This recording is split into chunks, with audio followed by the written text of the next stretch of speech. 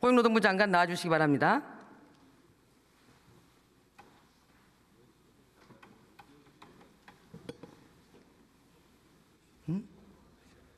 김동완님? 그래 보여요? 뭐 그럴 수도 있죠. 그러면 안 돼요? 네. 장관님. 네. 김동완 의원님이 장관님 너무 띄워준다고 그러네. 아, 예. 예, 장관님. 우리나라에서 가장 심각한 문제가 소득, 노동, 산업, 지역과 같은 양극화와 저출산 고령화 사회라는 것에 동의하십니까? 예, 동의합니다. 그렇다면 고용노동부 관점에서 봤을 때 네. 노동과 소득에 대한 양극화의 근본적인 원인 딱 두 가지만 꼽으라고 한다면 어떤 것이 있을까요? 우선에 대기업과 중소 영세 자영업 사이의 격차가 있고요. 두 번째는 정규직 대기업 공무원 이쪽은 좀 과잉 보호가 되고 있고, 반면에 청년 여성 또는 영세 비정규직들은 좀 너무 과소 보호가 되고 있다고 생각합니다. 그렇습니다.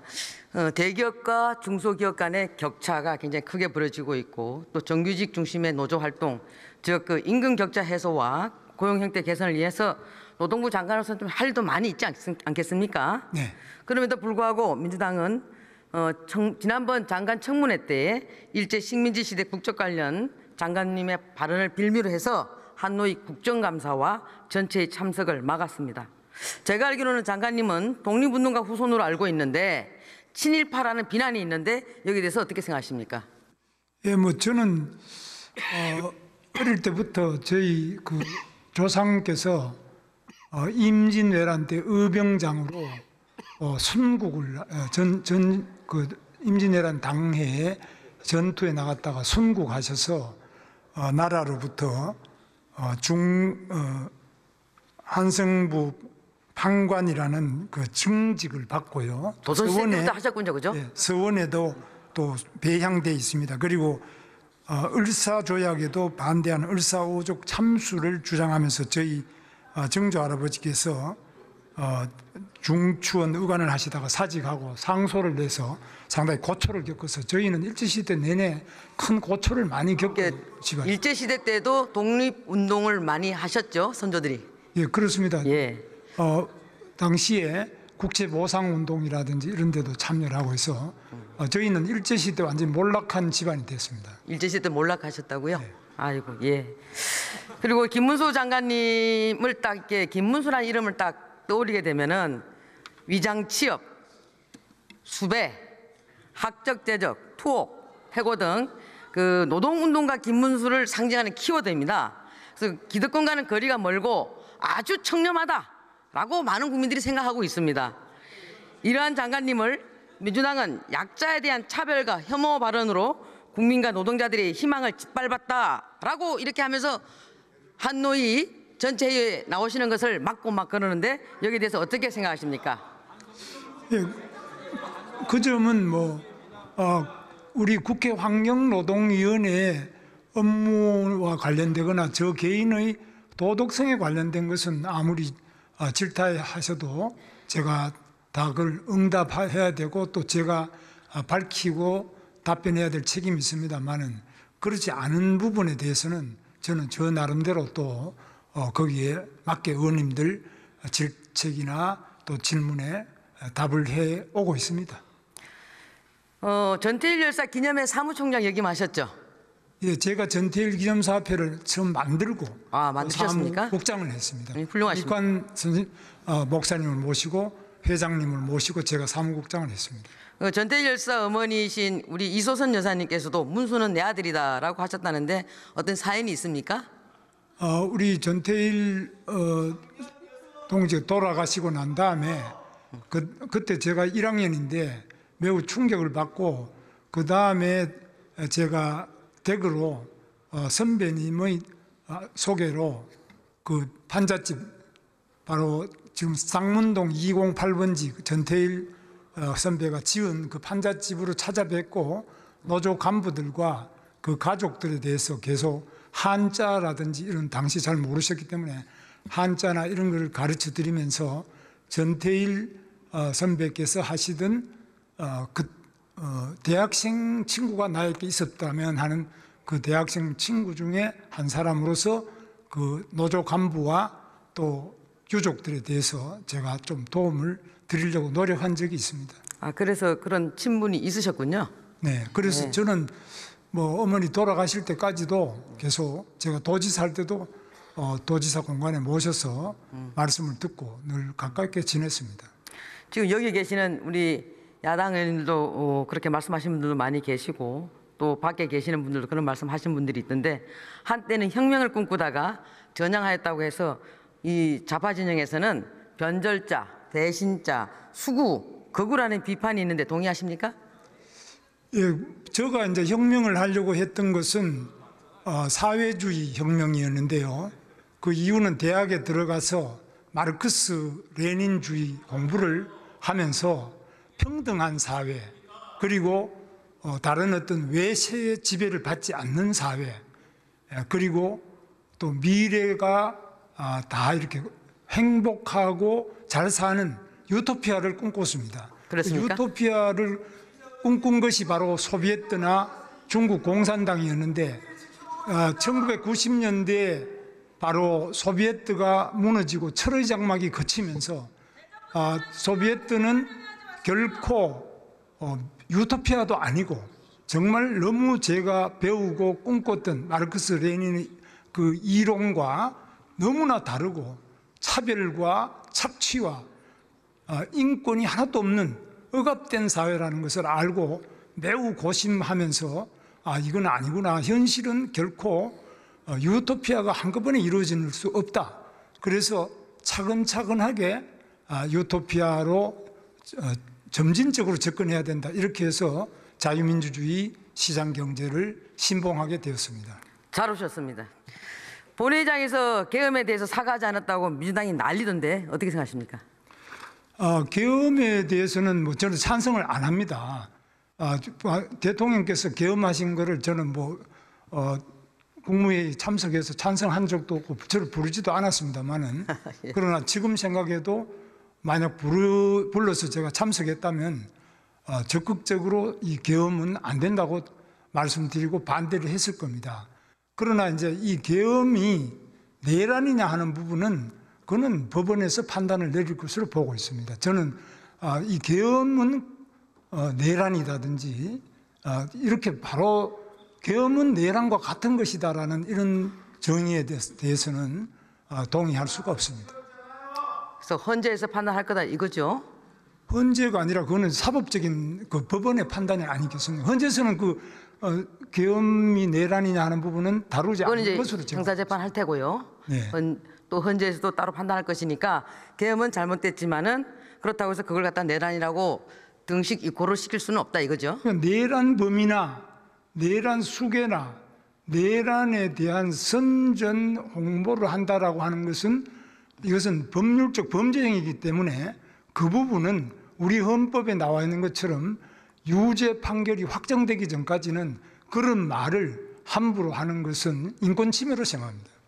네, 장관께서는 청년 노동 운동가 김문수로서 약자에게 또 약자로 인해서 약자를 보면서 피와 땀과 눈물도 많이 흘려봤고 약자들의 아픈 마음을 누구보다도 공감할 수 있는 능력이 저는 뛰어나다고 생각합니다. 그 마음 변함없으시죠? 예, 저는 이 약자들 특히 전태일 평화시장의 시다라고 하죠. 어린 그 견습공, 저도 견습공 출신입니다만은 그리고 광주 대단지 당시 성남이죠. 청계천에서 철거된 그 판자촌 빈민 그리고 또 한센인들 이런 가난하고 약하고 또 손가락이 다 잘려 나가는 이 산재 환자들 이런 분들을 보면서 제 청춘을 보냈고 또 그분들의 그 삶을 외면하는 것은 제 삶에 대한 또 인격에 대한 배반으로 생각하기 때문에 저는 그런 것은 절대로 제 살아있는 동안에 이분들을 위하는 것이 저의 인생의 사명으로 생각하고 있습니다. 자, 화면 한번 봐주십시오. 대우조선해양 그 하청지의 지부장이 가로 세로 높이가 각 1m인 새창살에 자기 자신을 스스로 가두고 이대로 살 수는 없지 않습니까? 라며 처우 개선을 요구했습니다. 같은 회사에서 근무하면서 누구는 산삼 뿌리 먹고 누구는 무 뿌리 먹어야 되냐. 저도 생각이 같습니다. 이제 이런 문제는 해결해야 되지 않겠습니까? 그렇습니다. 이 뭐 하청업체의 이런 유치한 지부장이죠. 이런 극적인 시위를 했습니다마는 이런 같은 사업장에서 일하면서 지나친 격차 그리고 인격적인 차별 이런 것들은 좁혀 나가도 한꺼번에는 못 고치지만은 꾸준하게 좁혀 나가는 노력을 할 책임이 우리 정부에도 있고 우리 기업에도 있고 우리 사회 모두가 함께 노력해 나가야 되고 해야 될 첫 번째 과제로 생각합니다. 아유, 예, 맞습니다. 그리고 5인 미만 사업장이 지금 근로기준법을 많이 적용을 제외하고 있지 않습니까? 네. 저는 이 부분은 굉장히 모순적인 상황이라고 생각합니다. 그런데 아이러니하게도 근로기준법을 개정하면 개정할수록 더 격차는 커지고 있고 300인 이상 사업장 노동자들에 비해서 임금도 절반밖에 되지 않습니다. 누가 5인 미만 전문직이 아니다면은 5인 미만 사업장에서 근무하고 싶은 사람 누가 있겠습니까? 그런데 국가가 이것을 대놓고 차별하고 조장하는 것이라고 저는 생각하고 있고 이것을 해결하지 않고서는 이거 양극화해서는 어느 도단이라고 생각합니다. 이제는 해결해야 되는데 문제는 이제 소상공인협회에서는 절대 반대하고 있습니다. 이 부분에 대해서 장관님은 어떻게 생각하고 계십니까? 뭐 5인 미만에게 근로기준법이 적용되지 않는 이 작은 기업에 다닌다고 해서 작은 자영업에 다닌다고 해서 근로기준법 자체가 원천 적용이 안 되는 이런 나라는 대한민국밖에 없습니다. 제가 조사해 본 바로는요. 그래서 우리 대한민국이 선진국에 들어와 있다고 하면서 5인 미만 근로자에게는 유독 눈을 돌리지 않고 보호하지 않고 여러 가지 이유를 대서 아직 때가 아니다고 하는데 저는 이 부분에 대해서 더 이상 미뤄서는 안 된다고 생각하고 이 부분을 극복하기 위해서 제가 노동조합의 지도부에도 많이 호소를 해보고 또 정부에도 많이 호소를 해보는데 첫 번째는 이 정부의 책임이 제일 큽니다. 그리고 우리 사회 전체 지도층이 함께 해결해 나가야 될 가장 시급한 과제로 생각합니다. 그게 바로 지금 하신 답변을 실현시킬 수 있는 사람이 바로 김문수 장관입니다. 인정하십니까? 네, 뭐 저는 뭐 하여튼 최선을 다해서 노력하는데 여러 가지 지금 경제가 너무 어렵기 때문에 자영업이 그러지 않아도 폐업을 많이 하고 있어서 이 부분에 대한 실태 조사를 지금 우리 고용노동부가 중심이 돼서 각 연구원, 협회, 뭐 예를 들면 요식업협회와 미용협회 또 뭐 다른 여러 가지 소상공인들 협회와 공동으로 조사하고 또 대책을 어떻게 한꺼번에 못 고치니까 순차적으로 해결해 나갈 것인가에 대해서 진지하게 현장 실태 조사를 바탕으로 한 노사 간의 대화와 노사뿐만 아니라 실제로 조직되지 아니한 그 자영업자 단체와 또 그 자영업자 일하는 각 그 자영업 부분에 일하는 5인 미만 근로자들 함께 머리를 맞대고 논의하면서 해결해야 된다고. 반드시 해결할 의지가 있다 이 말씀이신 거죠? 그렇습니다. 그다음에 이제 눈이 많이 오는 날 배달길에 미끄러져도 다시 오토바이를 타야 하고 또 대리운전 중에서 고객들에게 폭행에 시달려도 하소연할 곳이 없는 대리운전 기사들도 계시고요. 노무를 제공했지만 제대로 대금을 받지 못하는 프리랜서들도 많이 계시고 통역료를 3개월 또 늦게는 1년 이상 지난 후에 받거나 받지 못하는 통역사들 이런 분들이 일하면서 갖는 부당한 대우에 대해서 문제 제기할 창구조차 마련되어 있지 않다라고 하고 있는데 이제 이런 부분도 국가가 책임져야 되지 않겠습니까? 그렇습니다. 이런 부분이 이제 프리랜서 플랫폼 노동자인데요. 이 부분은 우리 존경하는 이미자 의원님께서 대표 발의해서 노동약자 보호 지원법을 발의해 놓으셨기 때문에 그 부분이 통과가 된다면 이 플랫폼 프리랜서 노동자들도 보호가 되고 이번에 MBC의 오 요한나 씨처럼 그렇게 불행한 일을 당하는 분들도 도중에 분쟁이 있으면은 노동위원회 중재조정위원회를 만들어 가지고 해결해 드릴 수 있기 때문에 여러 가지 권익이 보호될 수 있다고 봅니다. 과거 문재인 정부에서도 이 노동과 소득 관련된 양극화에 대해서는 문제의식을 갖고 있으셨습니다. 그래서 그것을 좀 해결하겠다고 해서 검증되지 않은 소득주도 성장을 앞세워서 최저임금 대폭 인상하고 비정규직 제로화 추진했습니다마는 결과적으로는 청년들은 4시간짜리 알바를 전전하게 되었고 오히려 아이러니하게도 실업률은 더 증가하고 비정규직은 역대 최대 증가로 했습니다. 또한 최저임금 효과도 고소득층에만 집중되는 부작용만 만들었는데 또 결국 하다 안 되니까 통계 조작까지 했습니다. 이런 급진적인 정책이 실패했기 때문에 이런 것은 반복해서는 안 된다. 어떻게 생각하십니까?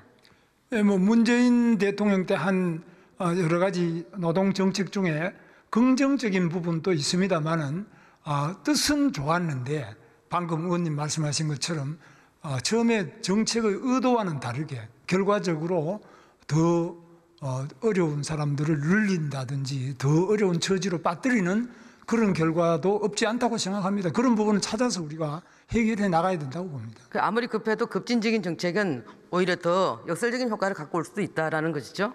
뜻하지 않은 부작용이 항상 올 수 있다고 저는 생각합니다. 그러니까 이제 이재명 대표와 더불어민주당은 이런 노동소득 양극화 해소를 위해서 노란봉투법 또 일하는 사람 기본법 전번에 보니까 주 4일제 근무 같은 것으로 해결한다고 합니다. 노란봉투법은 사업주와 노동자가 어떠한 고용계약이 없음에도 불구하고 뭐 사업주에게 월급을 올려다거나 또 안 주면 365일 파업할 수 있게 하고 불법 행위를 했다 하더라도 손해배상을 청구할 수 없게 합니다. 장관께서는 이런 부분들이 이재명식 노동정책이 노동자의 눈물을 닦아줄 수 있을 거라고 생각하십니까? 노란봉투법은 이미 여러 번 통과가 돼서 또 제2 요구를 해서 지금은 없습니다만은 이 부분은 어느 경우든지 간에 현행 우리 헌법과 또 민법의 근본을 위반하는 것이기 때문에 이런 부분을 빼고 그 독소를 빼고 긍정적인 부분을 가지고 다시 발의된다면 신중하게 저희들이 검토를 해서 제도적인 개선을 해나가는 그런 방향으로 가야 될 것으로 봅니다. 그러면 조금 더 진전돼서 이 부분에 대해서는 열어놓고 대화할 수 있다라고 생각해도 되는 겁니까? 예, 이 이제 취지는 노란봉투법의 취지는 약자 보호를 하자는 거 아니겠습니까? 맞습니다. 그 중에 하나가 우리 존경하는 의원님께서 발의하신 것은 노동 약자 보호 지원법이 또 있고 네. 또 이제 노란봉투법도 있고 여러 가지가 아니겠습니까? 그런 것 중에서 현실적으로 가능한 부분을 머리를 맞대시고 여야만이 아니라 또 노사 당사자와 연구자, 실태조사 이런 걸 통해서 하나하나씩 차근차근하게 앞으로 나가야 된다고 봅니다. 지난번 이재명 대표가 주 4일제 근무제를 도입하자라고 얘기를 했는데 근로시간 단축하면 뭐 환영할 일입니다. 다 환영할 일이죠. 그죠? 그러나 근로시간을 단축했을 때 이 임금 보전을 했을 경우에는 생산성이 그만큼 올라가지 않기 때문에 사업주들이 사업을 기피할 거란 말입니다. 그리고 또 임금 보전을 해주지 않으면은 결과적으로 노동자들이 임금이 감소되기 때문에 감액되기 때문에 투잡을 뛰어야 돼요. 그렇지 않습니까? 이 부분에 대해서는 오히려 노동 양극화를 더 격차를 벌리는 형국이 될 텐데 장관님 어떻게 생각하십니까? 실제로 지금 4일제를 이미 하고 있는 데도 있습니다.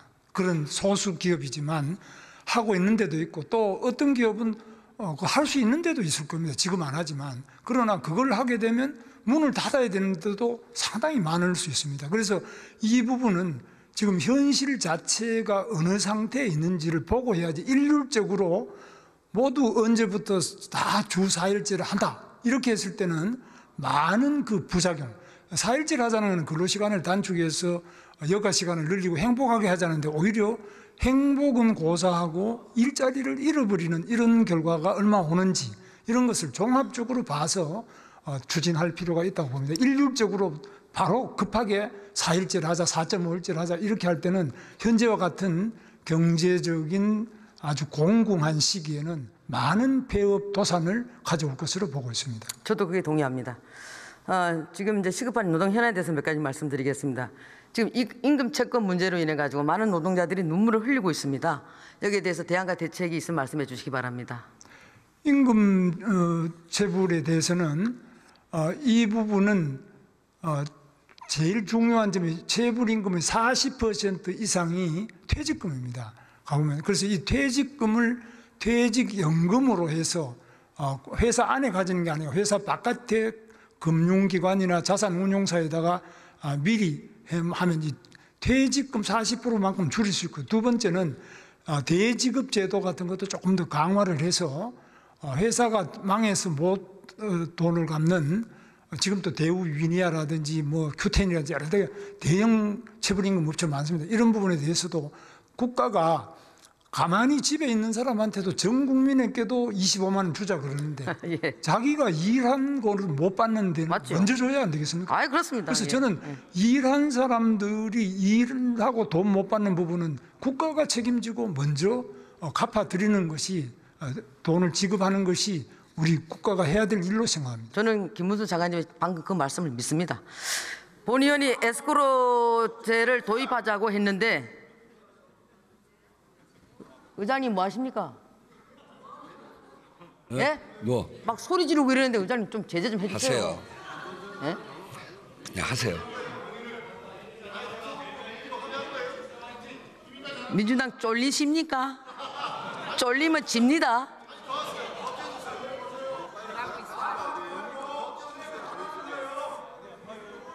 본 의원이 에스크로제도 어떤 것을 좀 도입하자라고 했는데 동의하시죠? 네, 동의합니다.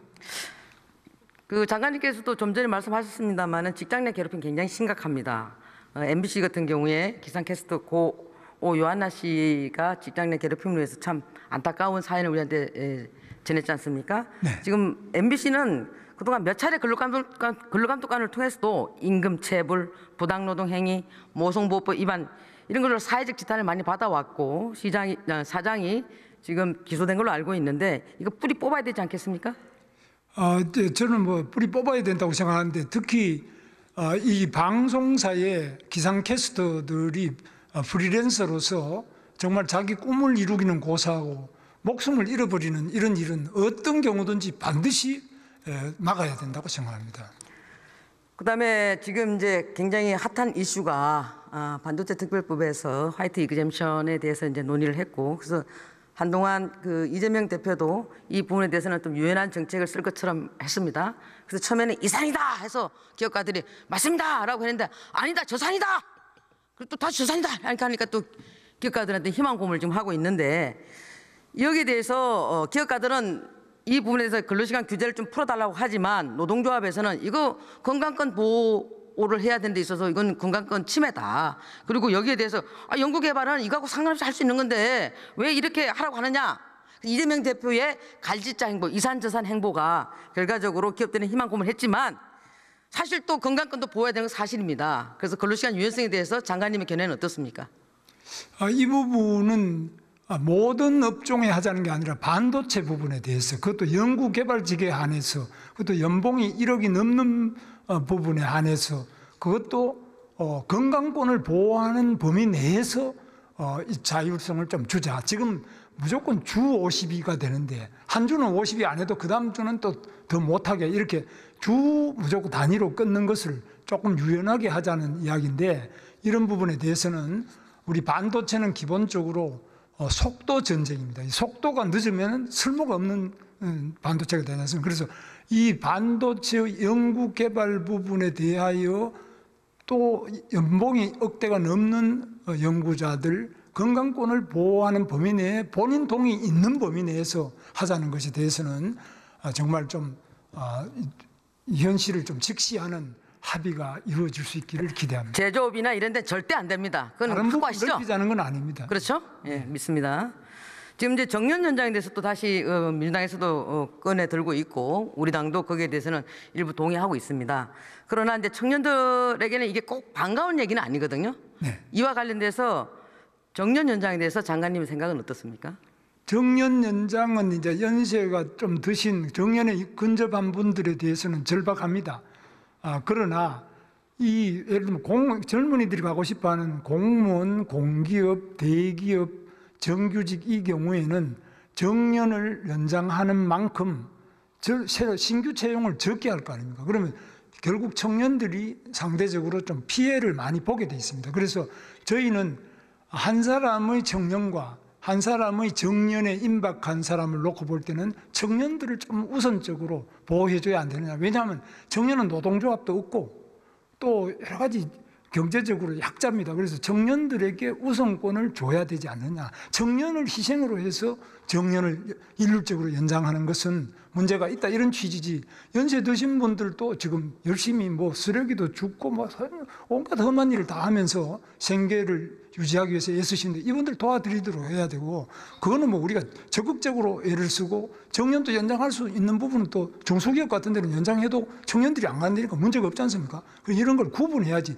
일률적으로 정년을 60세에서 65세로 늘린다든지 이렇게 할 때는 많은 부작용이 일어난다, 이런 취지입니다. 그래서 우리는 연세 드신 고령자도 보호하면서 청년도 취업을 문을 열어줘야 되기 때문에 매우 어려운 정책이라고 생각합니다. 청년들에게 하고 싶은 말씀 있으면 해주시기 바랍니다. 우리 청년들이 어떤 경우든지 절망해서는 안 되는데 우리 절망한 청년들이 많이 있습니다. 그래서 우리가 적어도 청년들이 일자리는 못 구하더라도 절망해서 스스로 세상을 떠나는 이런 일이 없도록 저희들은 우리 고용노동부에서도 쉬었음 청년, 지금 41만 명으로 통계에 나왔습니다만, 이 쉬었음 청년부터 적극적으로 맨투맨으로 저희들이 그 인적 사항과 연락처를 가지고 올해부터 적극적으로 접근해서 이 청년들이 절망하지 않도록 희망을 가지고 노력할 수 있도록 최대한 도움을 드리려고 하고 있습니다. 끝으로 그 장관께서는 지금 노동약자뿐만 아니고 노란봉투법, 그리고 또 5인 미만 사업장에 대해서 결과적으로 이분들이 또 사회적 약자 아니겠습니까? 산하청 노동자들도 마찬가지고, 여기에 대해서는 장관께서는 지금 여러 가지 보관은 갖고 계시고 그분들 편에 서서 일하시겠다는 거죠? 그렇습니다. 네. 확고하시죠? 네, 그렇습니다. 그럼 그분들 위해서 한 말씀 해주시기 바랍니다. 그래서 우리 사회는 정말 열심히 일해서 한강의 기적을 이뤘습니다. 그 어떤 위대한 영웅에 의해서 이루어졌다고 이야기하지만, 그러나 그 많은 국민들의 피와 땀과 눈물로 이루어졌습니다. 사실 저도 선거 처음 나왔을 때 악수를 해보면 다 손가락 없는 분이 그래 많아요. 일하다가 프레스에 손가락 잘린 분이 그렇게 많았는데 요즘에는 악수해보면 손가락 잘린 분이 별로 없습니다. 그만큼 우리가 손가락을 바치고 온 생명을 바치고 산재해서 이런 목숨을 바쳐서 이룩한 이 대한민국인데, 이런 부분에 대해서 우리가 늘 감사하게 생각하고 노동의 가치를 존중하고 그중에 이름 없이 일하고 있는 그 많은 분들에 대해서 기억하고 우대하고 존중하고 이분들을 배려하는 정책이 나와야만 우리 대한민국이 선진국으로 발돋움하고 행복한 대한민국이 될 수 있다고 저는 생각합니다. 그 마음 변치 마시기 바랍니다. 네. 들어가시기 바랍니다. 네.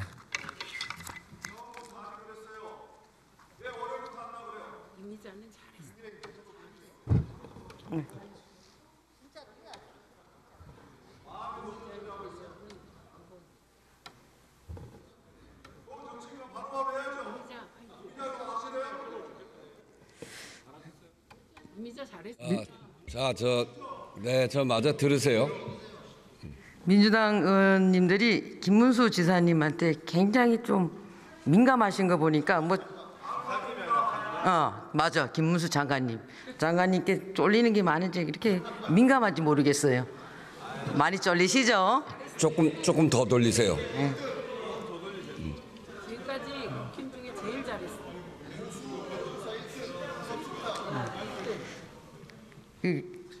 이재명 대표나 김문수 장관이나 똑같이 경기지사 했는데 참 청렴하게 일 잘하신 분이 누굴까요?